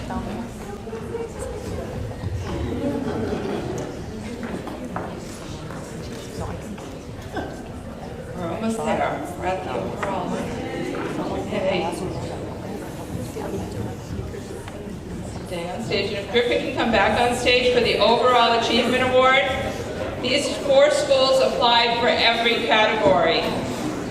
Beachside Montessori Village, in case you couldn't tell because they were up here in every category. They said your names at least 6 times.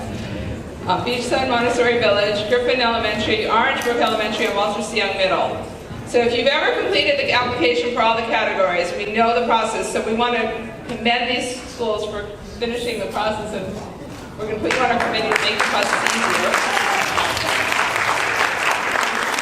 Outstanding environmental stewards, they have wonderful garden sustainability programs, interdisciplinary curriculum, community partners, and administrative support. We combined all of the scores in the individual categories plus any bonuses they received, and they, like from the Green Apple or from the PSA, and tallied them for the overall categories. So without further ado, we want to thank the these 2 schools for their environmental stewardship. And we expect to see you applying to all categories again next year. Griffin Elementary and Walter C. Young Middle. Thank you very much. And if you're part of these 2 teams, Beachside Montessori Village and Orange Brook, the ones who kept walking up here and walking down with nothing, you can come up here now. Well, Orange Brook's going to be huge. Let's start with Beachside Montessori Village. The runner-up will receive a $1,000 check, and the winner is going to get a $2,000 check. The runner-up is the $1,000 check, and it's from Beachside Montessori Village.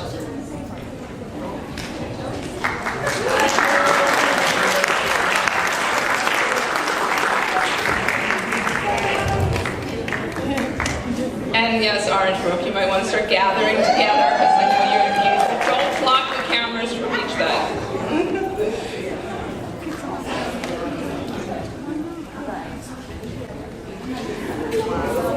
Much better than that.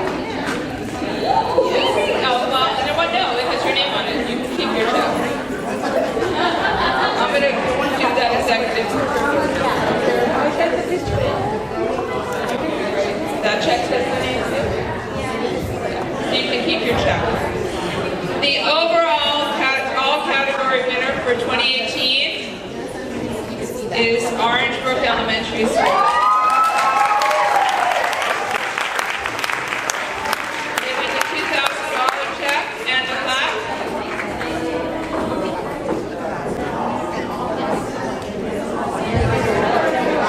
Don't leave yet because we're going to be giving away the raffle prizes from the table, the little elven houses. There is a way to do that. And don't forget to fill out the form for your check. And where does it go? And there are teachers that need to pick up prizes. They are over on the side of the stage. Look at Aunt Margaret waving at you. She has prizes for you. Don't leave her with the prizes. That won't be good. Oh, and the flowers. Well, we have that. Don't do anything yet. Let them take a picture. I'm going to give it back. Congratulations. You get to keep it. Congratulations to all of our winners.